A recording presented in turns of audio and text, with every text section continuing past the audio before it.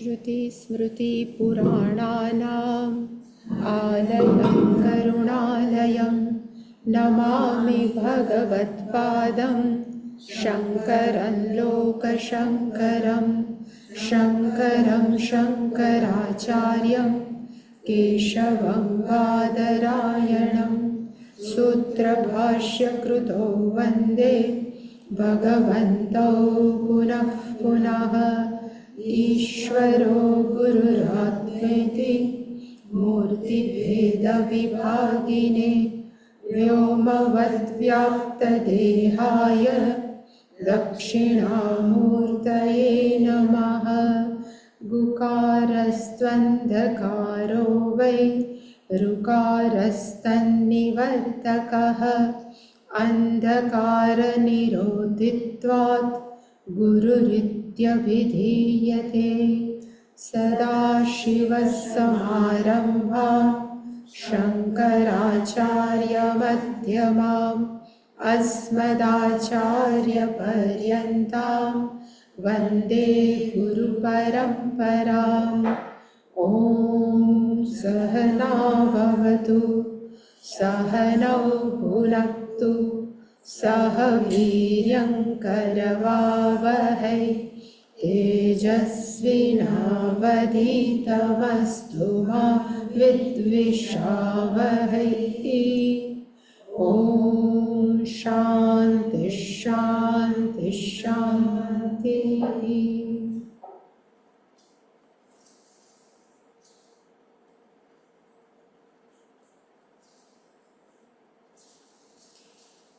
सर्गस्थितिप्रलयहेतुमच्चिन्त्य शक्तिं सर्गस्थितिप्रलयहेतुमचिन्त्य शक्तिं विश्वेश्वरं विदितविश्वमनन्तमूर्तिं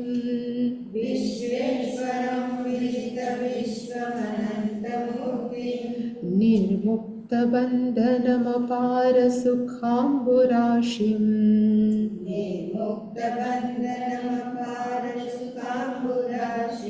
श्रीवल्लभं विमलबोधघनं नमामि।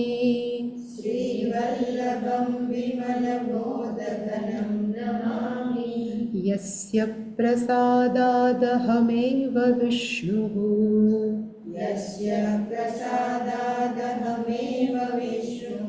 मय्येव सर्वं परिकल्पितं च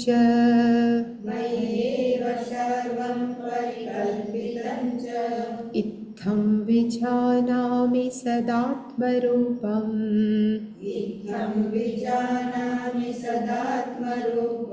तस्यान्त्रिपद्मं प्रणतोऽस्मि नित्यम्।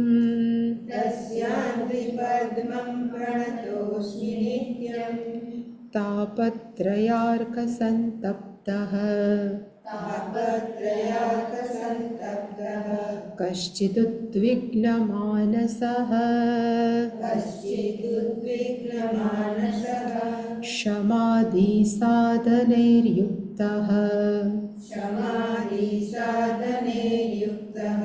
सद्गुरुं परिपृच्छति। अनायासेन येनास्मात् मुच्येयं भवबन्धनात्। तन्मे संक्षिप्य भगवन् केवलं कृपया वद। गुरुरुवाच साध्वीते वचनव्यक्तिः प्रतिभाति वदामि ते। इदं तदिति विस्पष्टम् सावधानमना शृणु। तत्त्वमस्यादिवाक्योत्थं तत्त्वमस्यादिवाक्योक्तं यज्जीवपरमात्मनोः यज्जीव परमात्मनोः तादात्म्यविषयं ज्ञानं तादात्म्यविषयं ज्ञानं तदिदं मुक्तिसाधनम् तदिदं मुक्तिसाधनम्।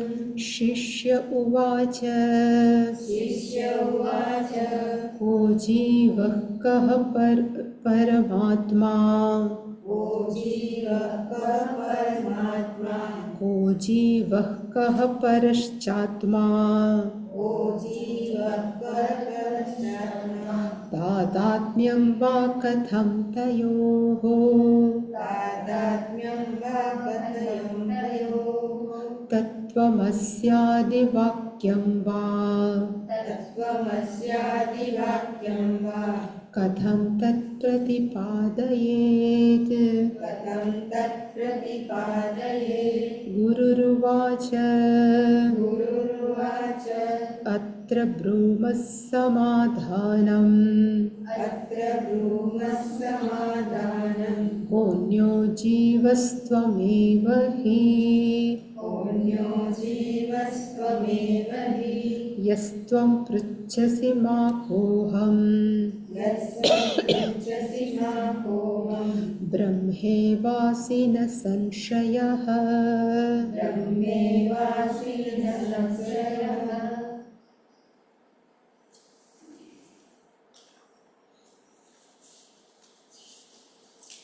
ત્રીજો મંત્ર શ્લોક છે એ શિષ્યનું ક્વોલિફિકેશન આપણે જોતા હતા કે શિષ્ય કેવા હોવા જોઈએ.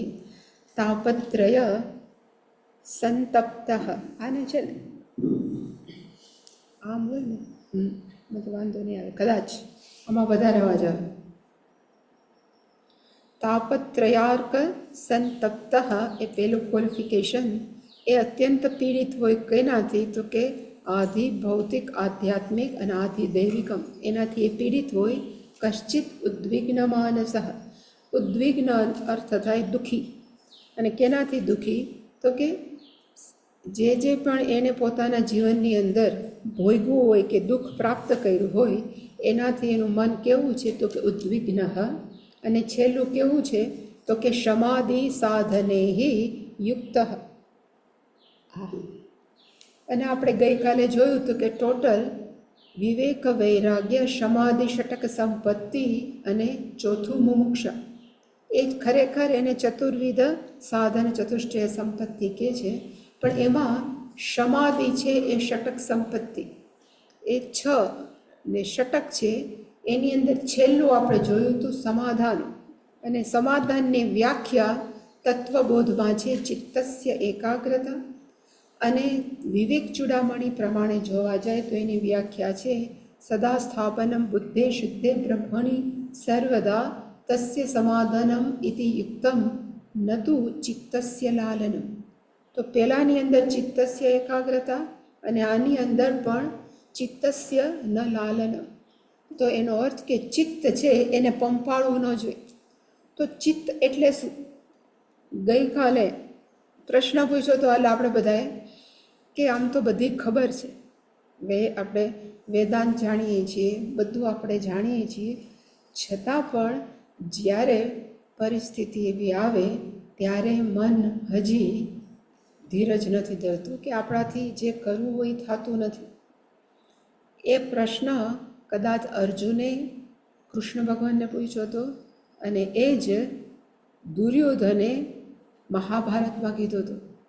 દુર્યોધને એવું કીધું હતું જાનામિ ધર્મમ ન ચ મે પ્રવૃત્તિ જાનામિ અધર્મમ ન ચ મે નિવૃત્તિ કેનાપી દેવેન હૃદય સ્થિતેન યથા નિયુક્તોસ્મિ તથા કરોમિ. અને અર્જુને પણ કીધું હતું અથક્કેન પ્રયુક્તોયમ પાપમ ચરતિ પુરુષ અનિચ્છન્નપી વાર્ષ્ણેય બલાદ ઇવ નિયોજિત. તો એનો અર્થ કે બધી ખબર છે પણ છતાં આપણને ક્યારેક થાય કે કરવું છે એવું થતું નથી. એનું કારણ કયું? તો ચિત્ત. એનું કારણ કયું છે? તો કહેવાય ચિત્ત. તો પછી ચિત્ત એટલે શું? આપણે એમ કહીએ છીએ ને કે સૂક્ષ્મ શરીરની અંદર શું હોય? 5 જ્ઞાનેન્દ્રિય, 5 કર્મેન્દ્રિય, પંચ પ્રાણાહ અને અંતઃકરણ ચતુષ્ટય. અંતઃકરણ ચતુષ્ટયની અંદર શું આવે? અહંકાર. હવે આપણને એમ થાય કે અંતઃકરણ ચતુષ્ટયની અંદર આમ અંતઃકરણ આમ ચોરસ જેવું હશે, એમાં 4 ફાટા હશે, એકમાં મન, એકમાં બુદ્ધિ, એકમાં ચિત્ત અને એકમાં અહંકાર.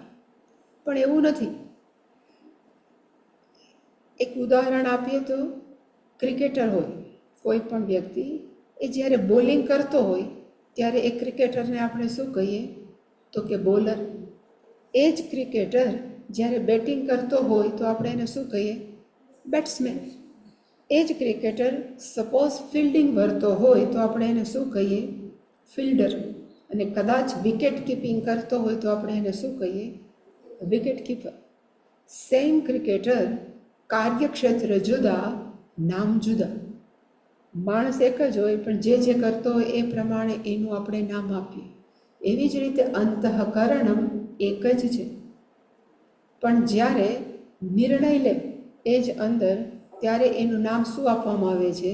તો કે બુદ્ધિ.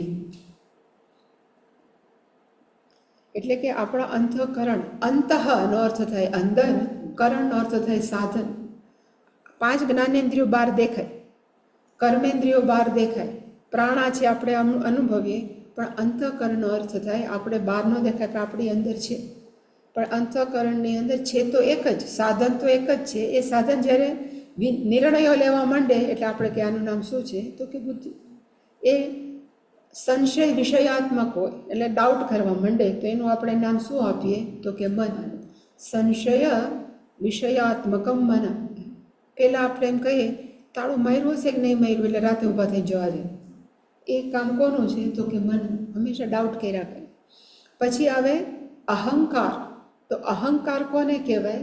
તો કે જે હંમેશા એમ કે હું કોણ છું? તો કે આ શરીર. હું કોણ છું? તો કે દુઃખી. હું કોણ છું? તો કે સુખી. એનો અર્થ મન અને શરીર સાથેનું તાદાત્મ્ય, એને કહેવાય અહંકાર. જ્યારે આપણે બોલીએ કે આમ જુઓ ને મને બધા બહુ દુઃખી કરે છે, તો હું કોની સાથે તાદાત્મ્ય થયું? તો કે મન સાથે. એવી જ રીતે હું કેવડો, હું સ્ત્રી છું, હું પુરુષ છું, હું જાડો પાતળો, યુવાન વૃદ્ધ, એ બધું આપણું તાદાત્મ્ય સ્થૂળ શરીર સાથે આપણે બોલીએ ત્યારે એનું નામ છે અહંકાર. એક જ સાધન જ્યારે જુદી જુદી રીતે વ્યક્ત થાય ત્યારે એને મન, બુદ્ધિ, અહંકાર. છેલ્લું કયું રહ્યું? ચિત્ત. તો ચિત્ત એટલે શું? તો કે એવું કહેવાય છે અત્યારની સાયકોલોજીકલ ભાષામાં કે સાયકિયાટ્રિક ભાષાની અંદર ચિત્તનો અર્થ થાય છે અજાગૃત મન. પૂજ્ય સ્વામીજીએ આમને કીધું તો મારું પોતાનું નથી કીધું. એટલે કે અજાગ્રત મન. હવે અજાગ્રત મન એટલે શું જોવું પડે? ચિત્તનો અર્થ શું થાય? કારણ કે સમાધાનની અંદર એમ જ આવે, ન તો ચિત્તસ્ય લાલનમ ચિત્તસ્ય એકાગ્રતા. દેન ચિત્ત એટલે કે અજાગ્રત મન.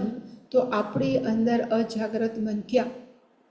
પહેલાં તો આપણને બહુ ખબર નહોતી, પણ અત્યારે જે મનોવૈજ્ઞાનિકો કે જે મનની ઉપર જે કામ કરે છે એ બધાએ એવું સાબિત કર્યું છે કે આપણી અંદર 3 મન છે.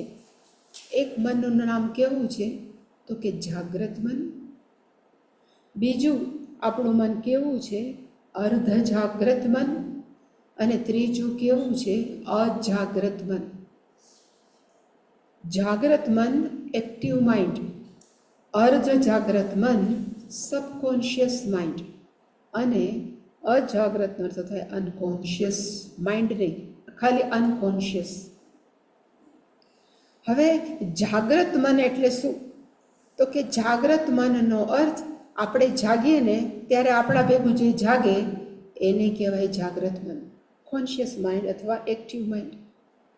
આપણે અત્યારે સાંભળીએ છીએ, અત્યારે વર્ગમાં સત્સંગમાં બેઠા છીએ, અટેન્ટિવ આપણું મન છે એ મનને કેવું કહેવાય? તો કે જાગ્રત મન. પણ આપણે સૂઈ જાય ને ત્યારે જાગ્રત મન સૂઈ જાય. પણ એક મન એવું છે જે 24 અવર્સ જાગે. એનું નામ કયું છે? તો કે અર્ધ જાગ્રત મન, સબકોન્શિયસ માઇન્ડ. અર્ધ જાગ્રત, ગુજરાતીમાં એને કહેવાય અર્ધ જાગ્રત. અમે નાના હતા ને ત્યારે ક્યારેક બહાર જવાનું હોય તો એલાર્મ મૂકીએ. આપણે એમ કહીએ ને કે ભાઈ આટલા વાગે જાઓ, 4 વાગે. એટલે એમ કહેતા એલાર્મ મૂકી દે ને એટલે ઉઠાડશે. પણ મમ્મી એવું કહેતી કે નારદ ભગવાનને કહો, નારદજી આવીને ઉઠાડી જાય. આપણને એવું કહેતું કે 4 વાગે આપણે નારદજીને કહી દેવાનું, ભાઈ અમને 4 વાગે ઉઠાડજો, એટલે નારદજી ઉઠાડી દે. અને ખરેખર આપણને 4 વાગે એકવાર તો આંખ ઉડી જાય, પછી સૂઈ જાય વાત જુદી, પણ એકવાર આપણને એમ થાય કે નારદજી જગાડે છે. નારદજીને જ જગાડતા, સબકોન્શિયસ માઇન્ડ જગાડે. કારણ કે આપણે જે સજેશન જાગ્રત અવસ્થામાં આપ્યું, સજેશન ઓર સૂચના, આપણે જે સૂચનાઓ જાગ્રત મનને આપી કે ભાઈ આજે આપણે સવારે 4 વાગે ઉઠવાનું આવતીકાલે, એ આપણા અર્ધ જાગ્રત મને નોટિસ કરી લીધું, એને સ્વીકારી લીધું, અને એ તો 24 કલાક કામ કરે છે. જાગ્રત મનની જેમ આપણે ઊંઘી જાય એટલે ઊંઘી નથી જતું.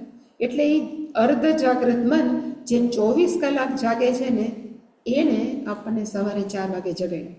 એટલે કે અર્ધ જાગ્રત મન એટલે કે બધું જ જે આપણે ભણીએ, અત્યારે વેદાંત ભણીએ, જે પણ આપણે ગ્રહણ કરીએ ને એ ખરેખર જાગ્રત મનમાં ન હોવું જોઈએ. બધા કહે છે કે it should be go into a subconscious mind. એ આપણા અર્ધ જાગ્રત મનની અંદર જવું જોઈએ. એ કેવી રીતે જાય આપણે પછી જોશું. પણ જાગ્રત મન આને કહેવાય. અર્ધ જાગ્રત મન એટલે કે subconscious mind. It always awake for 24 hours. કાયમ 24 કલાક જાગતું હોય. હવે ત્રીજું કયું રહ્યું?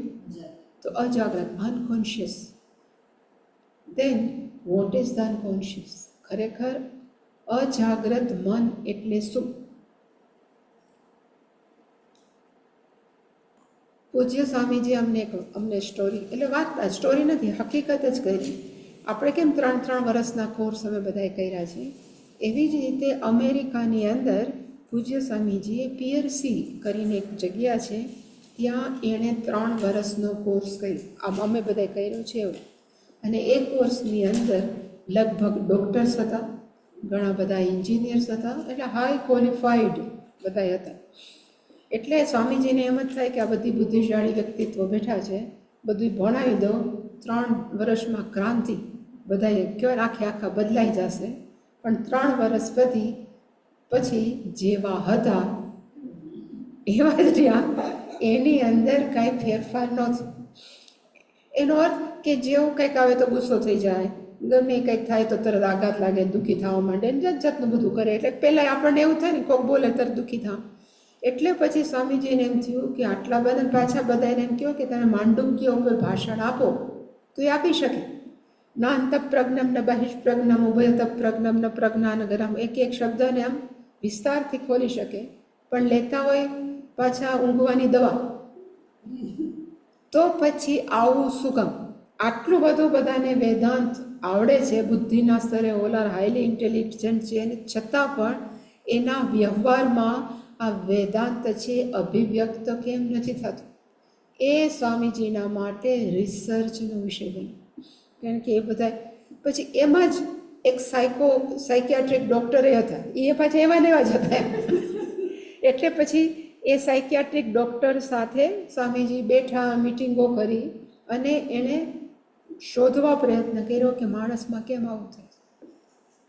એની અંદર આ નીકળ્યું કે આપણું અત્યારનું બિહેવિયર, વર્તન, અત્યારનું આપણું વર્તન બધા માણસોનું જુદું જુદું હોય. એ કોણ નક્કી કરે છે કે આપણે આવું વર્તન કરવું? એટલે એણે કીધું કે અજાગ્રત મન. અત્યારે આપણે જે પણ પ્રકારનું, કોઈ પણ વ્યક્તિનું, બધાનું વર્તન જુદું જુદું જ હોય. એવું શું કામ? હુ ડિસાઇડ? કોણ કરે છે? તો કે નક્કી કરવાવાળી બુદ્ધિ નથી, આપણું અજાગ્રત મન. આપણે કેવી રીતે વ્યવહાર કરીએ છીએ એ નક્કી કરે છે. તો પછી અજાગ્રત મન એટલે શું? પ્રશ્ન થાય ને, દેન વોટ ઇઝ ધ અનકોન્શિયસ?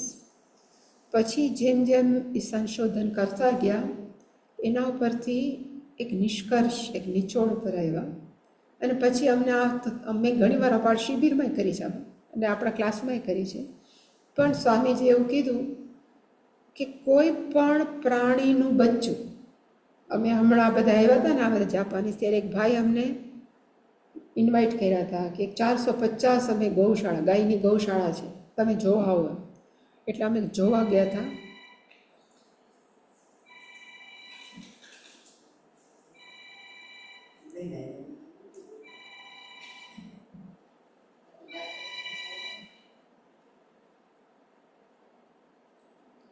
એટલે ગૌશાળા જોવા ગયા હતા. એમાં મોટામાં મોટા કહેવાય ને સાંઢ હતા, કરોડનો બુલ, એમ કે આ 1 કરોડનો સાંઢ છે, એવું જાતનું હતું. પછી એમાંથી એણે કીધું કે આ એક નાના હતા વાછડા, એણે કીધું કે આ 1 દિવસનું છે, ગઈકાલે રાતે જ જઈને કૂદકા મારતું હતું. એવા નાના કેટલાય હતા. એટલે એનો અર્થ કે 1 દિવસનું વાછડું કૂદકા મારતું. એટલે માણસ બાચું જન્મે, થોડીક વખત આમ કરીને પછી કૂદકા મારવા માંડે. પણ એવું માણસો નથી થતું. માણસનું ન્યા એટલે હ્યુમન બિંગને ન્યા બાળકનો જન્મ થાય પછી એ પડખું એ ફરી શકતું. 4 મહિને તો બિચારું પડખું ફરે. એટલે પછી આ બધાએ જે સંશોધન કર્યું એટલે એમાં ખબર પડી કે માણસ કે બાળક માના ગર્ભમાં હોય ને ત્યારે પણ એને બધી જ ઇમોશન્સ હોય છે, એટલે બધી લાગણીઓ હોય છે, એને બધી ખબર પડતી હોય, ખાલી વાચા નથી. વાચા સિવાય અંદર બધું ભગવાને પહેલેથી જ આપેલું છે. મા બાપ જો બાંધતા હોય, બાળક માં પ્રેગ્નન્ટ હોય અને મા બાપ બાંધતા હોય તો છોકરું નોટિસ કરતું હોય અંદર, ભલે બોલતા ન આવડે પણ એને ખબર પડે. એટલે આપણા શાસ્ત્રમાં છે કે પ્રેગ્નન્ટ હોય ત્યાંથી મહાભારત, લાવો હું તમને બંધ કરી દઉં, આને આપી દઉં.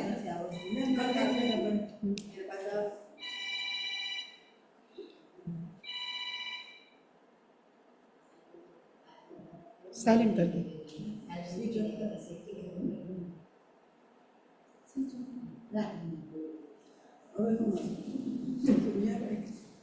એટલે કે આપણા શાસ્ત્રમાં એવું કીધું છે કે આપણા ગર્ભવતી મહિલાઓ હોય ને એને સારા શાસ્ત્ર વાંચવા, એને અમુક સૂક્તનો પાઠ કરો કે કાંઈ પણ સારું સાંભળવું. શું કામ?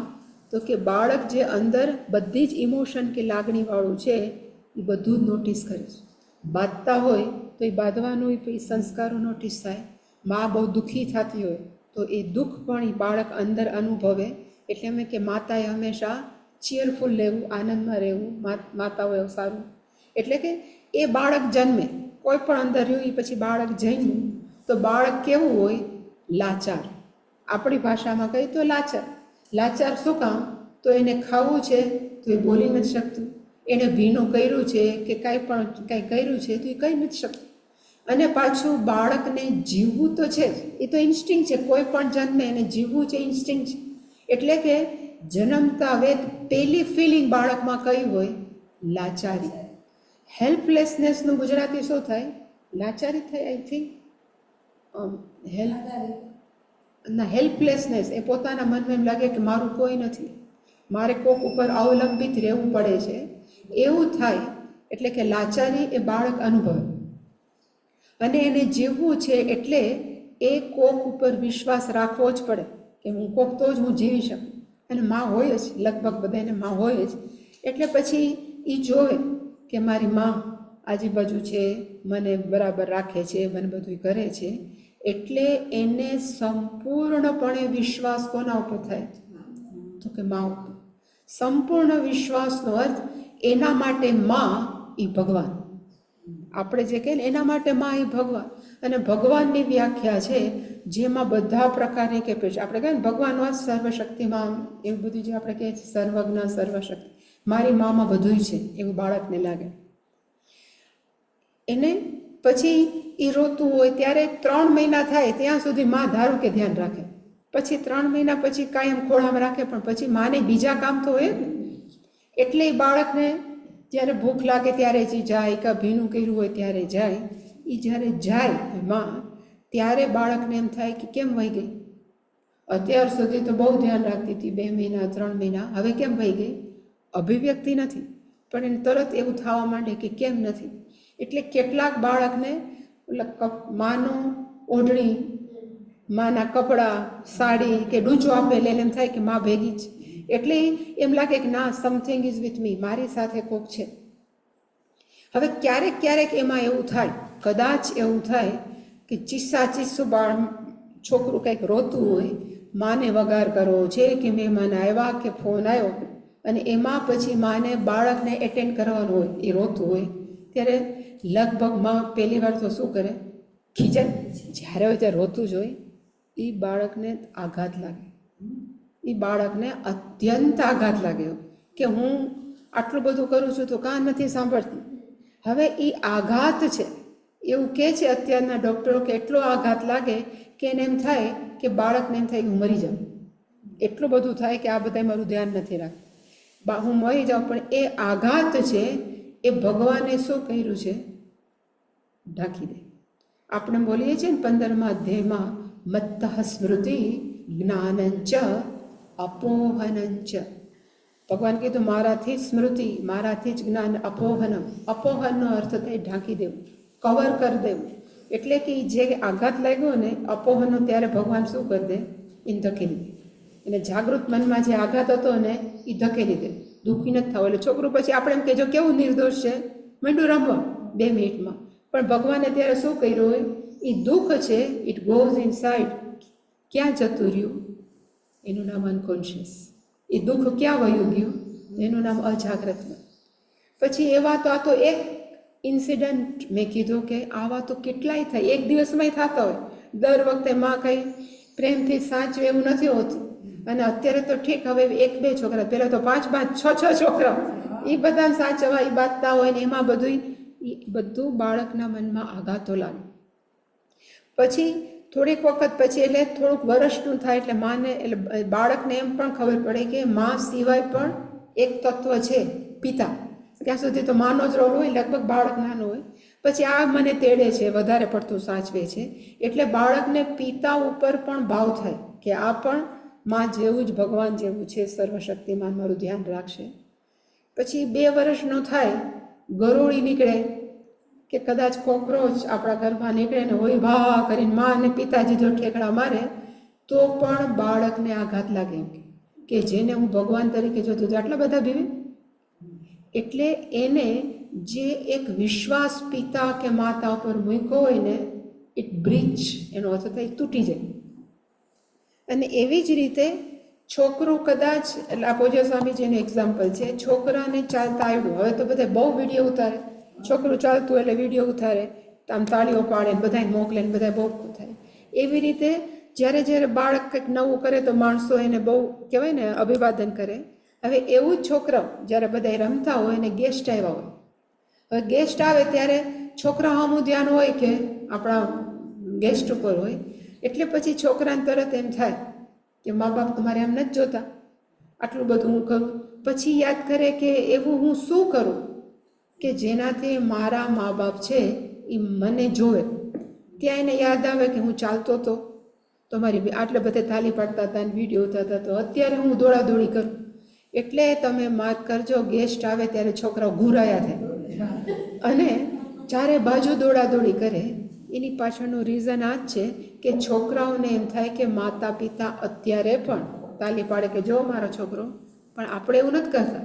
આપણે ત્યારે ધમકાવીએ કે એક ઝાપટ પાડી દઈએ કે તને ભાન નથી પડતી, ગેસ્ટ આવ્યા છે, જા રૂમમાં જઈને રમ. એ આઘાત પણ લાગે. આવા તો નાના મોટા 5 વર્ષ સુધીની અંદર બાળકોને અનેક આઘાત લાગે. એ બધા આઘાતને ઝેરવવાની શક્તિ, એટલે કે સહન કરવાની શક્તિ એ કોમળ મનમાં નથી. એટલે ભગવાન બધું ધકેલતા છે. બધા એમ કહે છે કે એક દિવસમાં 3-3, 4-4 વાર ઘણીવાર આઘાતો લાગતા હોય. બધા આઘાતો જાય ક્યાં? Everything goes in the unconscious. એટલે કે બધું જ આપણા અજાગ્રત મનની અંદર ગયા કરે. અને પછી એ બાળક 5 વર્ષનું થાય, 6 વર્ષનું થાય, આપણને પહેલી ફિલિંગ, જ્યારે પણ આપણને દુઃખ થાય, આઘાત લાગે ત્યારે પહેલી ફિલિંગ કઈ આવે? આ એ મને નથી સમજતું, કોઈ મને સમજતું જ નથી, મને કોઈ ધ્યાન નથી, સમજતું જ નથી. એનો અર્થ મને કોઈ સમજતું નથી, આ પહેલી ફિલિંગ નથી. જૈનમાં ને ત્યારથી આપણામાં એ કન્ટિન્યુઅસ છે. પણ ભગવાને ત્યારે એટલે સરફેસ નહોતી કરી, આપણા જાગ્રત મનમાં નહોતી આવવા દીધી, કારણ કે એ જો આવે તો માણસ ન જીવી શકે. એટલે કે એ બધું જ્યાં ધરબાઈ ગયું, એ બધાનું નામ શું છે તો કે અનકોન્શિયસ, અજાગ્રત મન અથવા ચિત્તમ, એનું નામ છે ચિત્ત. પછી એ છોકરું પાછું મોટું જાય, સ્કૂલે થાય તો એમાં ટીચર ખખડાવતા હોય, કાંઈક ને કંઈક એવું બનતું જ હોય, કંઈ આપણું જીવન તો એક સરખું તો ન હોય. એ બધા જ, કારણ કે લગભગ 20 વર્ષના થાય ને, આપણા ભારતીય કલ્ચરમાં એવું છે કે આપણે પિતા સામે પહેલાં બોલતા નહીં, એટલે કે બધું જ આપણે બધું મનમાં ભરી જ દઈ. એ બધો સમૂહ છે ને એનું નામ છે ચિત્ત. પછી પરિણામ, એટલે માતા પિતાને એમ થાય કે ઠેકાણે થઈ ગયું છોકરું. શું થઈ ગયું તો કે ઠેકાણે થયું. હું નથી કહેતી, પણ આ તો એક જનરલ ઉદાહરણ આપું. હવે એક છોકરો છે કે છોકરી છે, હવે એમાં બહુ છે નહીં વિચાર કરવાનો, માણસો એમ કે પરણાવી દે ને બધા ઠેકાણે પડી જાય. હવે છોકરી પોતે જ ડિસ્ટર્બ છે, એને કેવી રીતે પોતાનું જીવન હેન્ડલ કરવું આવડતું નથી, એટલે ઇમેચ્યોર્ડ છે.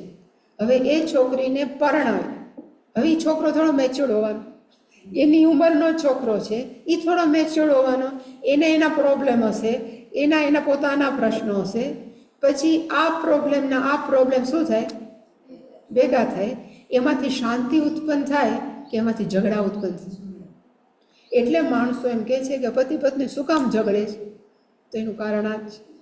હંમેશા પત્નીને એમ થાય કે મારું સાંભળતા જ નથી, અને પતિને શું થાય, જ્યારે ત્યારે એની જ કચકચ કરે, મારું નથી સાંભળતું.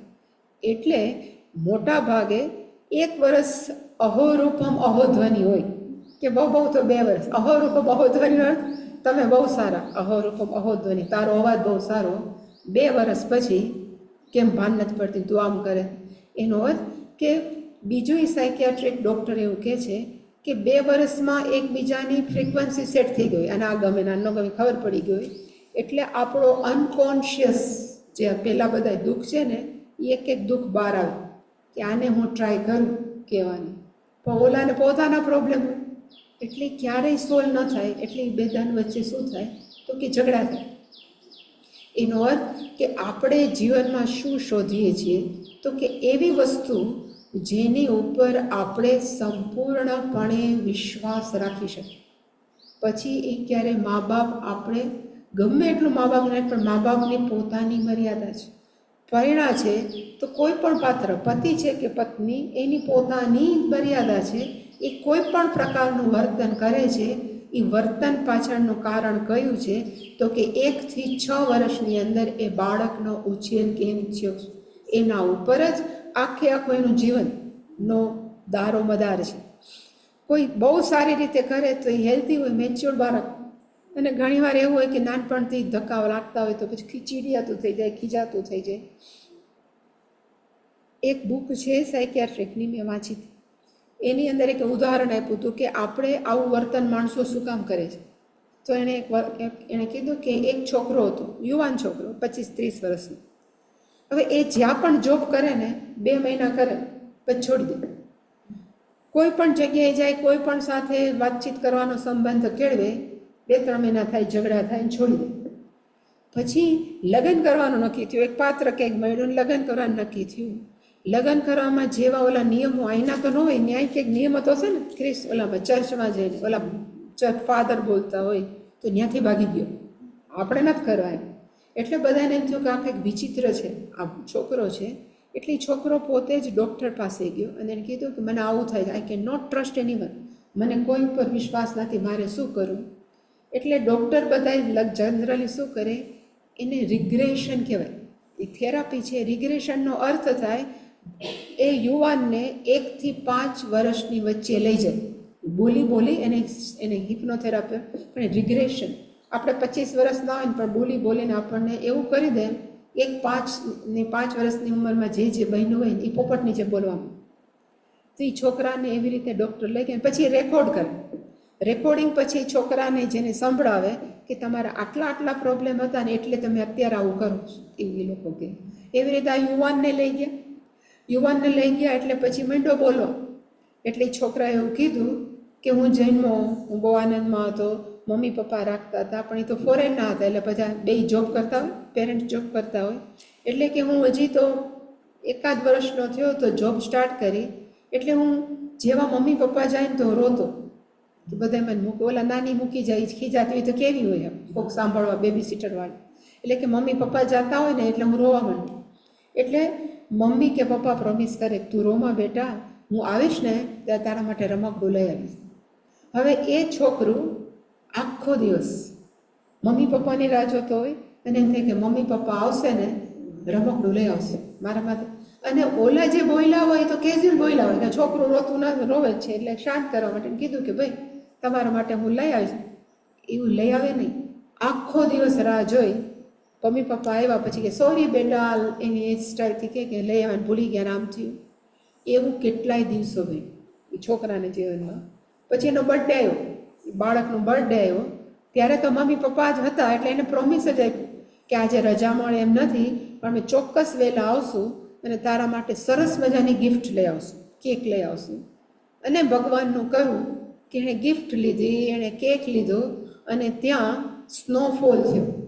અને સ્નોફોલ થયો અને એની કાર પછી આગળ ન જઈ શકી, અને એ છોકરું પાછું આખો દિવસ સાંજ સુધી રાહ જોઈને બેઠું હતું કે કેક આવશે, મમ્મી પપ્પા લાવશે, ગિફ્ટ લાવશે, મમ્મી પપ્પા ન આવ્યા. એ દિવસે એણે નક્કી કર્યું એના મનમાં કે જે પ્રોમિસ આપે કે હું આ લઈ આવીશ, એનો ક્યારેય વિશ્વાસ ન કરું. વિશ્વાસ કરું તો હું દુઃખી થાઉં છું. એટલે આપણે શું કેવી રીતે લીધું, કેવી રીતે હું દુઃખી શું કામ થાઉં છું કે મને મમ્મી પપ્પા ઉપર વિશ્વાસ છે કે કહે છે કે લઈ આવશે, પણ હવે આજથી હું નક્કી કરું છું, એટલે મારે દુઃખી થવાનું ઓછું, એક કામ ઓછું એમ.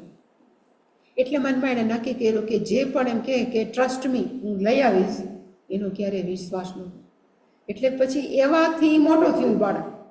એટલે જ્યાં પણ જાય થોડીક ફ્રેન્ડશીપ બંધાય એટલે કે મને તો તારા પર વિશ્વાસ જ છે, એટલે બાધે કે વિશ્વાસ કીધું. લગ્નમાં એમાં ક્યાંક તો એવું આવતા હશે એનામાં કે તમે એકબીજાને પ્રોમિસ આપો, એકબીજાને સાચવશો, આમ એટલી ભાગી ગયું. એનો અર્થ કે આપણું બિહેવિયર અત્યારે જે કરીએ છીએ કોના ઉપર અવલંબિત છે. 1 થી 5 વર્ષની વચ્ચે આપણે જે પણ અનુભવોમાંથી પાસ થયા, જે પણ આપણે મનમાં નક્કી કર્યું, એ પ્રમાણે જ આપણે આપણું જીવન હલાવીશું. હવે એમ કે છે કે એ ચિત્તને કાઢવું કેમ? ચિત્તનો અર્થ થાય અનકોન્શિયસ, અજાગ્રત મન છે. આવા તો આ તો એક એક્ઝામ્પલ છે. આવા બધાને કાંઈક ને કાંઈક હોય જ, આપણે કાંઈક ને કાંઈક રીતે દુઃખી થયા જ હોય. હવે એ બધા જ પ્રોબ્લેમ છે એને કાઢવા કેમ? ચિત્તને. એટલે ડૉક્ટરે એવું કીધું કે પ્રોબ્લેમ કેવા હોય, તો કે પ્રોબ્લેમ છે ને એ આપણે ગુમડા થયા હોય, અહીંયા શરીર ઉપર ગુમડું થયું હોય તો આપણને કેવું દુખે, એવી જ રીતે આપણે એમ કહે ને કે અમારો માનસિક દુઃખ બહુ છે, એ ગુમડા જેવા. હવે ગુમડું છે એ જ્યાં સુધી હીલ ન થાય, એટલે કે રૂઝાય નહીં, ત્યાં સુધી ગમે એમ કરીને આપણે એને રૂઝાવવું જ જોઈએ. ડૉક્ટર આપણે ચેકો મૂકે કરે, પણ રૂઝાવવું જ જોઈએ. એવી જ રીતે આપણા આંતરિક દુઃખો, જેને આપણે કહી નથી શકતા કોઈને, જેને આપણે હેન્ડલ નથી કરી શકતા, એને આપણે રૂઝાવવા કેમ? તો એક જ ઉપાય છે એને રૂઝાવવાનો કે એવી કોઈક જગ્યા હોવી જોઈએ જ્યાં આપણે આપણા દુઃખને કાઢી નાખીએ. એ કાઢાવા કેમ? કોઈ પણને આપણે કહેવા જાય ને કે જોઈને ગઈકાલે આવું થયું હતું, તો કે પહેલાં મારી વાત સાંભળ, મને કાલે શું થયું હતું.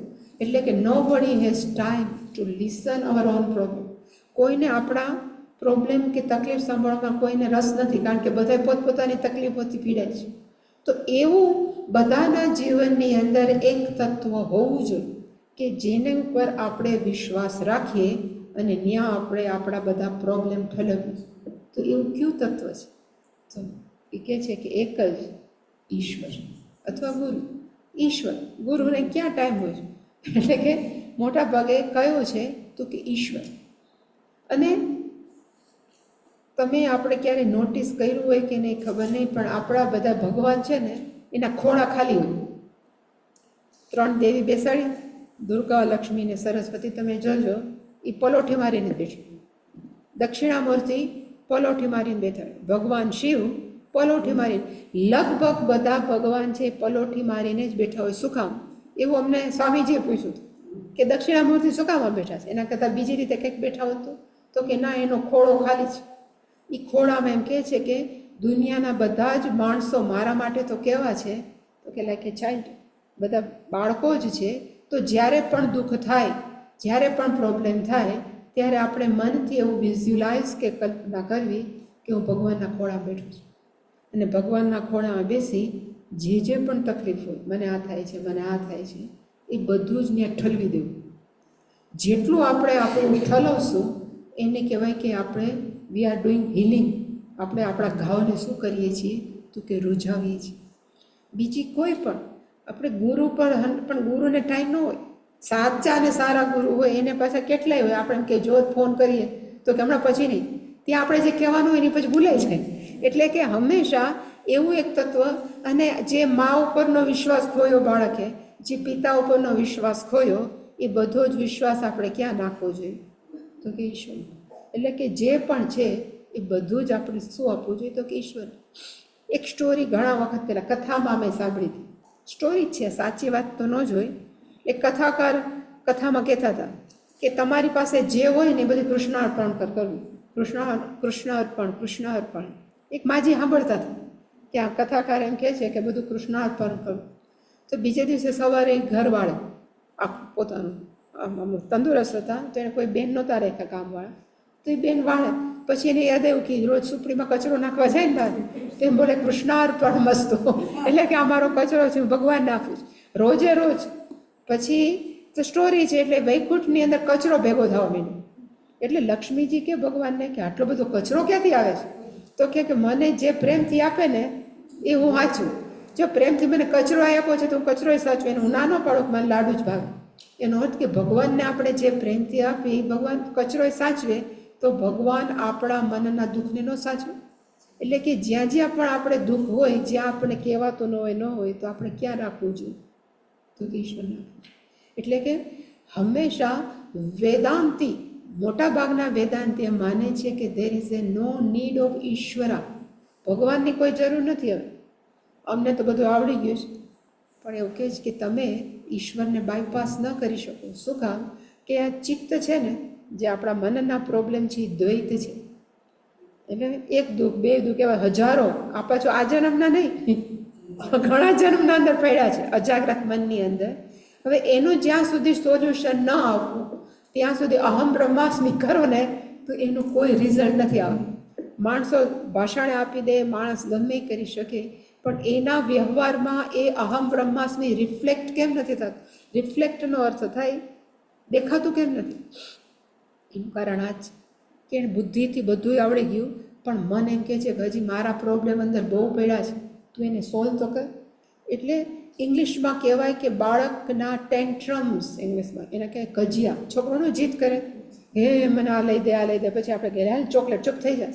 એવી રીતે મન કજિયા કરે. એમ કે તું તો બ્રહ્માસ્મી છે, તો કે ભલે બ્રહ્માસ્મી હોય, પણ અત્યારે મારો પ્રોબ્લેમ તો પહેલાં સોલ્વ કર. મને આટલું દુઃખ છે, મને આ છે, આટલું મારું દુઃખનું મારે જવું કે.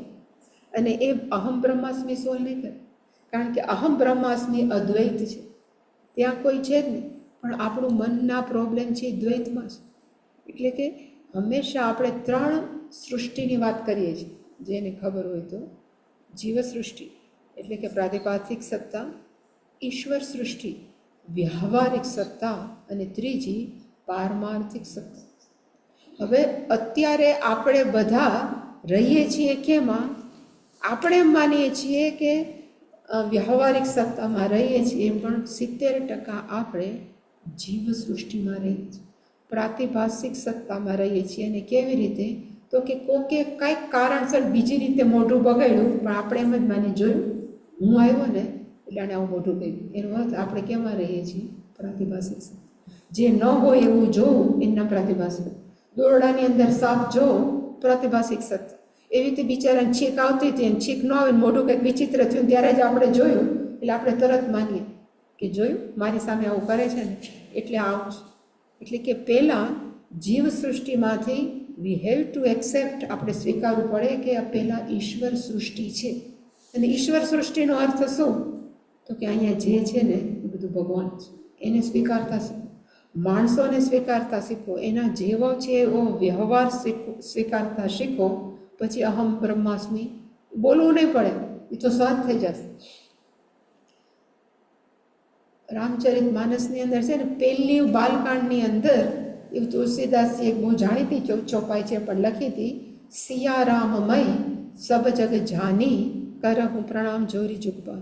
એટલે કે સિયારામમય સબ જગ, અહીંયા એવું લાગે છે કે હું જાણું છું કે જાણે કે અહીંયા બધા સીતા અને રામ છે એટલે હું બધાને પ્રણામ કરું. એટલે કે મને કીધું છે એટલે મને લાગે છે, અંદરથી મને ફીલ નથી થતું. એ ચોપાઈનો અર્થ છે. પણ ઉત્તરકાંડમાં આવ્યા ને ત્યારે એને લખ્યું, નિજ પ્રભુમય દેખહું જગત કેહિસન કરઉં વિરોધ.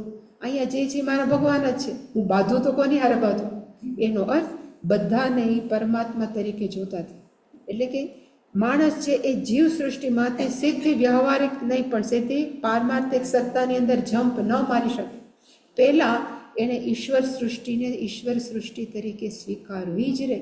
અહીંયા જે છે મને બહુ પ્રેમથી બોલાવી એ ભગવાન છે, મારી અમે ડોળા કાઢે છે એ ભગવાન છે, મને અવગણે છે એ ભગવાન છે, જે પણ છે એ શું કરે છે તો કે ભગવાન.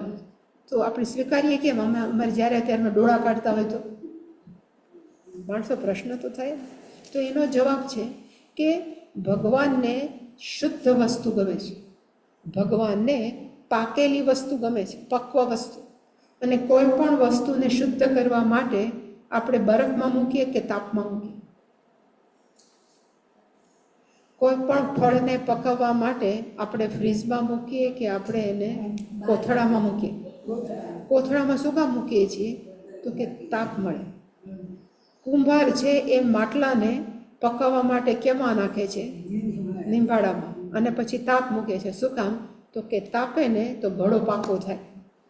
એવી જ રીતે ભગવાન આપણો ઘડો પાકો કરવા માગે છે. અને પાકો કેવી રીતે થાય તો કે ઓલા મને આમ કર્યું તો ઘડો કાચો છે. એટલે ભગવાન કહે કે બધાને સ્વીકારતા શીખ. હા, કોઈ સારા કે નરસા જે પણ છે એને સ્વીકારતા શીખ. સ્વીકારો એનો અર્થ કે જે પણ કોઈ આપણું અપમાન કરે તો પણ આપણે દુઃખી ન થાય.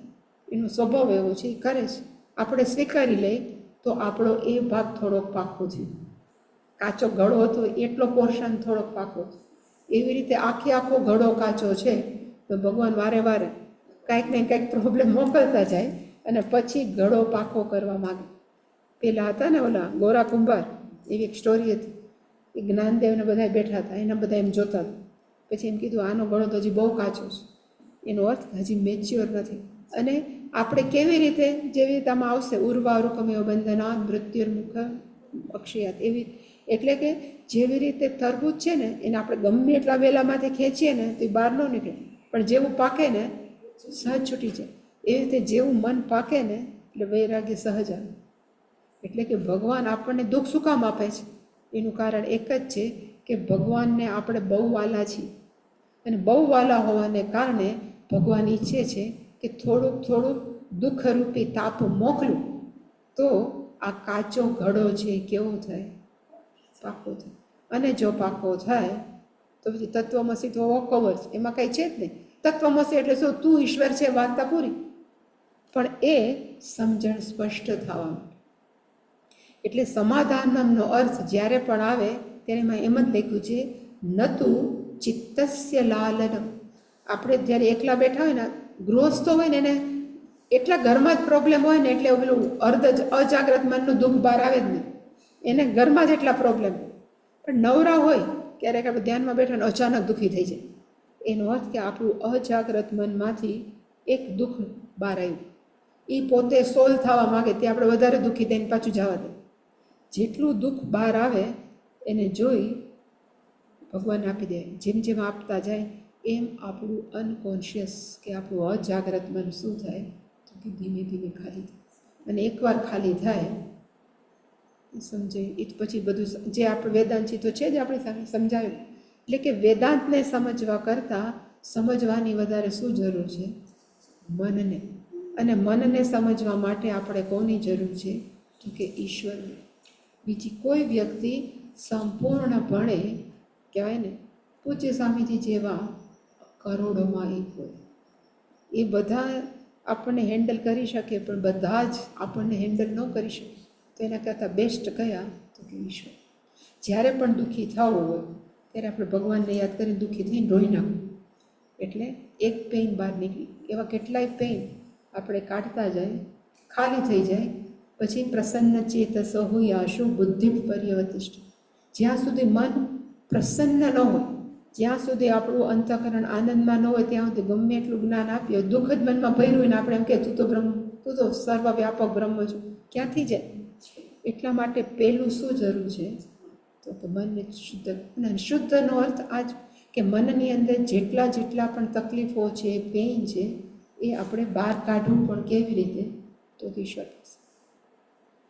અમને સ્વામીજી એમ કહેતા કે રોજ સવારે મંદિરે જાઓ, અનાઈકટીમાં છે દક્ષિણામૂર્તિ, ત્યાં તમે ભગવાન સામે બેસો અને વિચારો કે હું ભગવાનના ખોળામાં બેઠો છું. નાનું છોકરું ન કે મમ્મી મમ્મી જો ને મને ઓલાએ આમ કર્યું, એવી રીતે ખોળામાં બેસી ભગવાનને તમારે જે કહેવું હોય ને, ઓલાએ મને આમ કર્યું, ઓલા મારી હાથ નથી બોલતો, હું આટલું બધું એનું રાખું છું, તો આમ છું, કોને કહેવાનું? કીધું પણ અંદર નહીં રાખવાનું. તો અપોહરમ, આપણો અનકોન્શિયસ હેવી થતો જ જાય, ભારી થતો જ જાય. એના કરતાં કાઢવાની, રાખવાની જરૂર નથી. ઇશ્યુ ટેકન આઉટ, બધાને કાઢવાની જરૂર છે.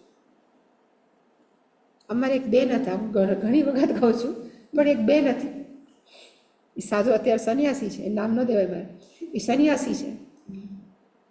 ઘણા વર્ષો પહેલાં 2004માં કેમ ખબર નથી, અમને ને એ બેનને ઋષિકેશની અંદર કોમન રૂમ આપ્યો હતો શુદ્ધાનંદજી સ્વામીજી.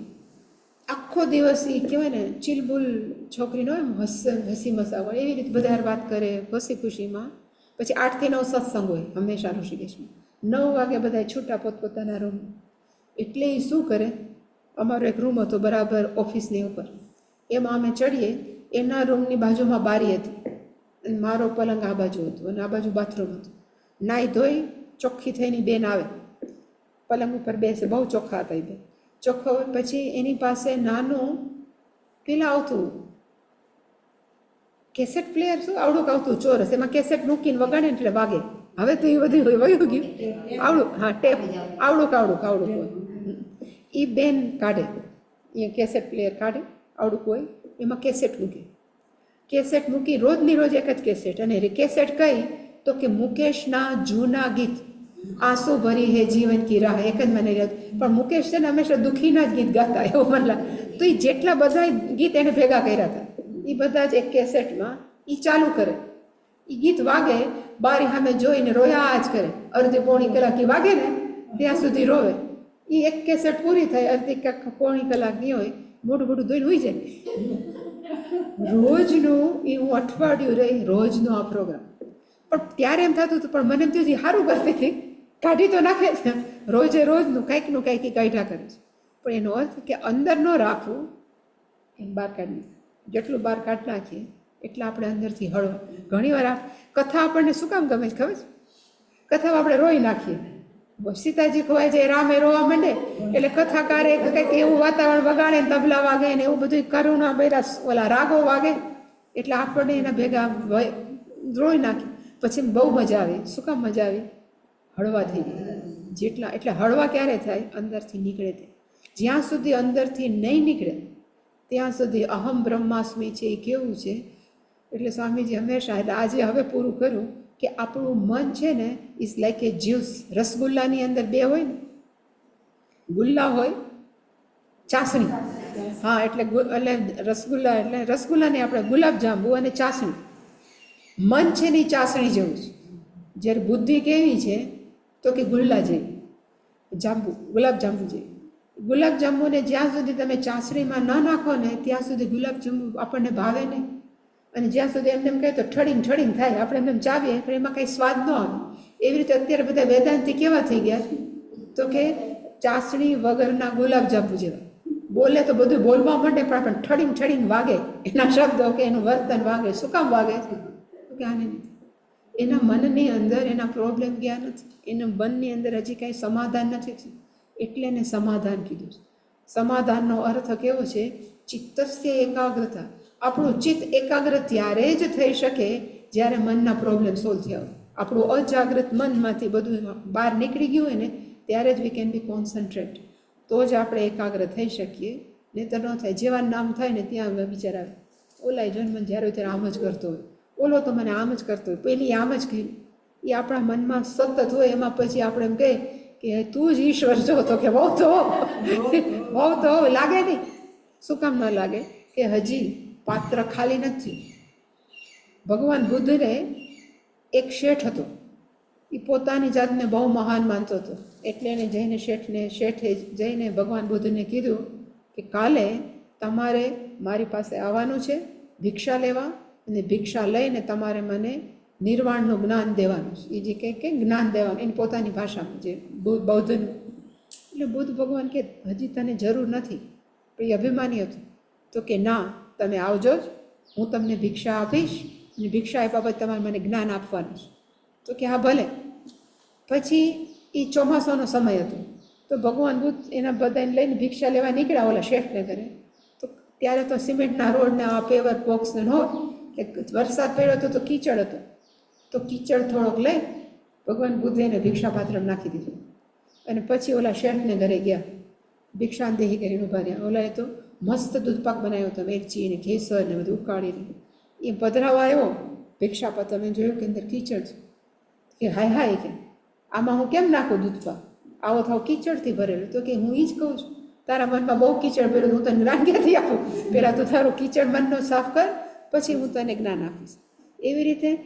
અને કીચડનો અર્થ જે બધા આપણે કહેવાય ને કે નેગેટિવિટીઝ, કામ, ક્રોધ, લોભ, મદ, મોહ, એ બધા જ આપણા મનના કીચડ છે. અને એ શું કામ છે? તો કે આપણા જૂના દર્દ. કોક ઉપર આપણને કારણ વાગે ગુસ્સો આવે, શું કામ? તો કે ઓલાએ મને આવું કર્યું હતું ને આ મને એમ જ કરશે. એટલે આપણે હંમેશા એક નક્કી પેટર્ન કરી લઈ છે કે આ આમ કરે ને પછી આમ જ વર્તાય, આની યાર પછી આમ બહુ ન કરાય હો. એમ આપણને બધે સલાહ આપે. શું કામ આપે છે? કે એણે એક પોતાનું ધોરણ બાંધી લીધું છે વ્યવહાર કરવાનું. આવો વ્યવહાર કરે તો આમ જ કરે, બહુ પછી પડાય નહીં હોય. આપણને ઘણા એમ કે પડવા જેવું નથી, આમાં આમ જ. શું કામ એવું બધું ધોરણ? કે અમુક ક્યારેક એવા અનુભવો થઈ ગયા હોય, એ પ્રમાણે આપણે નક્કી કર્યું છે કે આમ જ જીવન.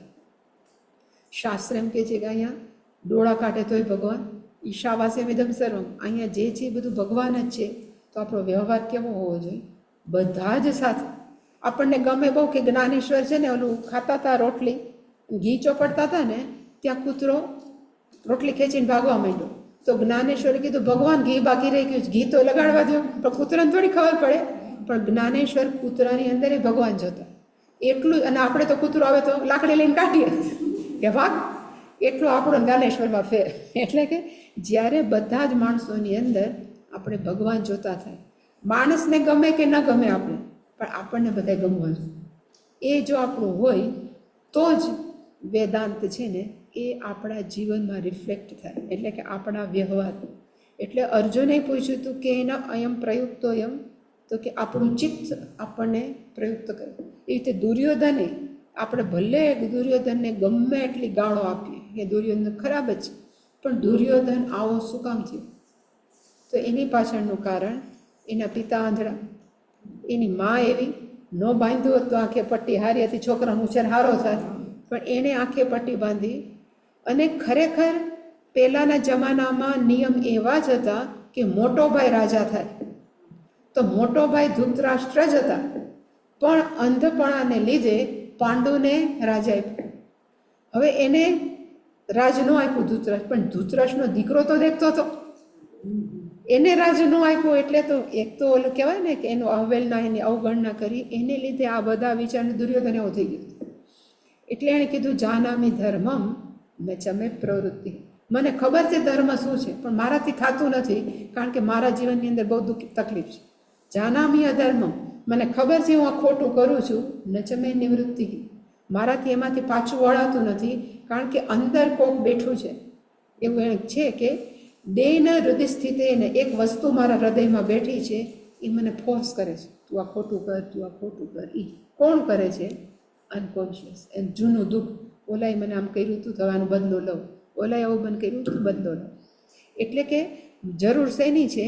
તો કે આપણે સાંભળવાનું ના જ નથી, શ્રવણ તો કરવાનું જ, પણ શ્રવણ સાથે સાથે ઈશ્વર આપણા જીવનમાં હોવા અત્યંત જરૂરી છે. જેટલા ઈશ્વર વધારે એટલા આપણે હળવા થશું.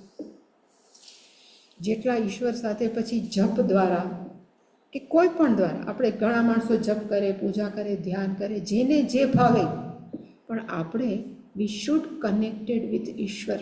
આપણે ઓલવેઝ વી શુડ કનેક્ટેડ, ભગવાન સાથે જોડાયેલા રહેવું છે. કારણ કે આપણી તકલીફ છે એ ભગવાન સાંભળવાના છે, બ્રહ્મ નથી સાંભળવાના. બ્રહ્મ કે મારે ક્યાં તકલીફ છે, એકમેવ અદ્વિતીય, મને તો કંઈ પ્રોબ્લેમ છે જ નહીં. પ્રોબ્લેમ કોને છે? મને છે. ને હું કોણ છું? હજી જીવ છું. મારી અંદર દુઃખો છે, તકલીફો છે, એ તકલીફ સાંભળવાવાળા કોણ છે? તો કે અને હજી એટલે ભલે ને 5 મિનિટથી, પણ હજી એક એવું કહેવાય છે કે આપણે છે ને આપણા પપ્પા સાથે વ્યવહાર કરીએ એટલે આપણા માતા પિતા ત્યારે બાળક થઈ જાય. આપણે આપણા બાળક સાથે વ્યવહાર કરીએ ત્યારે આપણે કેવા થઈ જાય? તો કે માતા પિતા.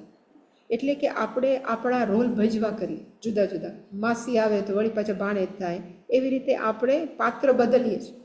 એનું એ પ્રમાણે આપણું મન બદલતું જાય. પણ આપણે એમ કહીએ કે હું તો ભગવાનનો ભક્ત છું, હું તો ભગવાનનો સેવક છું કે ભક્ત છું, તો આપણે પિતા સાથે વ્યવહાર કરતા હોય તો હું ભક્ત બાળક છું. આપણે આપણા બાળક સાથે વ્યવહાર કરતા હોય તો હું ભક્ત પિતા છું. આપણે આપણા ભાઈ બહેન સાથે વ્યવહાર કરતા હોય તો હું ભક્ત ભાઈ બહેન. ભક્ત ક્યારેય નહીં જાય, પણ બીજા બધા વ્યવહારો બદલતા રહેશે. પણ એ ઈશ્વર આપણને ક્યારેય નહીં. એ ભક્ત, આપણે ભક્ત અને ભગવાનનો જે રિલેશનશીપ છે એ ક્યારેય નહીં છૂટે. બીજી બધી રિલેશનશીપ છે ને એ પરમેનન્ટ નથી. એક જ રિલેશનશીપ એવી છે જગતની અંદર જે કાયમ માટે આપણી સાથે છે. ને કઈ છે? તો કે ઈશ્વર. બીજી બધી જ બદલતી રહે, ક્યારે આવે ને ક્યારે જાય, કેમ છૂટા પડ્યા વી ડોન્ટ. પણ ભગવાન એક એવા છે, હાથ પકડો, યોગક્ષેમમ વહામ્યહમ. ભગવાને એવું કીધું છે, હું બધું તારું કરીશ. એટલે સંપૂર્ણ ભરોસો ઈશ્વર ઉપર હોય. પછી આપણે ભલે ને વેદાંત ભણીએ તો વેદાંત છે ને એમાં આપણને કહેવાય ને મીઠાશ આવશે. અત્યારે વેદાંતમાં મીઠાશ આને કારણે જ નથી. માણસો છે એ ગુલ્લા જેવા થઈ ગયા છે, રસ રહ્યો જ નથી. કારણ કે બુદ્ધિએ સ્વીકાર્યું છે, મન હજી સ્વીકારવા તૈયાર નથી. એટલે કે ટ્રીટમેન્ટ ક્યાં જરૂર છે? ચિત્તની. નતું ચિત્તસ્ય લાલનમ. વિવેક ચોડામણીમાં કીધું, મનને કે ચિત્તને પંપાળવાની જરૂર નથી. એક દુઃખનો વિચાર આવ્યો પછી આપણે એમ જ વિચારીએ મને દર વખતે આમ જ થાય, ઓલાએ આમ કીધું, મને આમ કીધું. એનો અર્થ આપણે આપણા દુઃખને શું કરીએ છીએ? પેમ્પરિંગ. નાના છોકરાને આપણે ન બધું પેમ્પરિંગ કરતા હોય, એવી રીતે આપણા દુઃખને પેમ્પરિંગ કરવાની જરૂર નથી. લાલન પાલન કરવાની જરૂર નથી. એને આપી દો, મને બહુ દુઃખી થાવ છું, મારું દુઃખ ભગવાન કરે. એવી રીતે જો ખાલી થઈ જાય તો પછી વેદાંત તો છે, તરત એ જ સેકન્ડે ખબર પડે કે હું તો અહમ બ્રહ્મા છું. એ તો વોક ઓવર. પ્રયત્ન ક્યાં કરવાની જરૂર છે? મનને શુદ્ધ, ચિત્તને શુદ્ધ કરવાનું છે. એટલે ચિત્ત શુદ્ધિ છે, અંતઃકરણ શુદ્ધિ ને ચિત્ત શુદ્ધિ. તમે ધ્યાન રાખજો. મોસ્ટલી મન શુદ્ધિ ક્યારે કહું છું? શુદ્ધ અંતઃકરણ જ લખે. ચિત્ત શુદ્ધિ ઉપર ભાર છે, મન શુદ્ધિ ઉપર ભાર નથી. હા, ના, અહંકાર એટલે હું શરીર છું, હું મન છું, એ બોલવું એ અહંકાર. હું બહુ માંદો છું. હા, અંતઃકરણ શુદ્ધિ એટલે કે આપણા મનની અંદર કોઈ પણ પ્રકારના રાગ દ્વેષ ન હોય, આપણા મનની અંદર કોઈ પણ બહુ ક્રોધ ન હોય, કોઈ પણ ઈર્ષા ન હોય, દ્વેષ ન હોય, એની ચિત્ત શુદ્ધિ. પણ અહંકારનો અર્થ હું શરીર છું. એટલે વેદાંતની દ્રષ્ટિએ અહંકાર, ગુજરાતીની દ્રષ્ટિએ નહીં, સાહિત્યની દ્રષ્ટિએ નહીં, પણ વેદાંતની દ્રષ્ટિએ અહંકારનો અર્થ થાય અહમ અહમ કરોતિ ઇતિ અહંકાર. અહમ દેહ, અહમ સ્ત્રી, અહમ પુરુષ, અહમ વૃદ્ધ, અહમ યુવાન. પોતાની જાતને શરીર સાથે જોડી અને જે પણ વાક્યો બોલવાના, કે મન સૂક્ષ્મ શરીર સાથે જોડીને જે વાક્ય બોલવા, એને કહેવાય અહંકાર.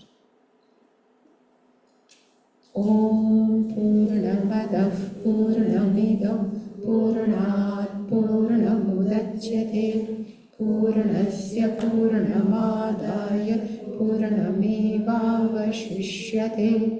ઓમ શાંતિ શાંતિ શાંતિ. હરિ ઓમ.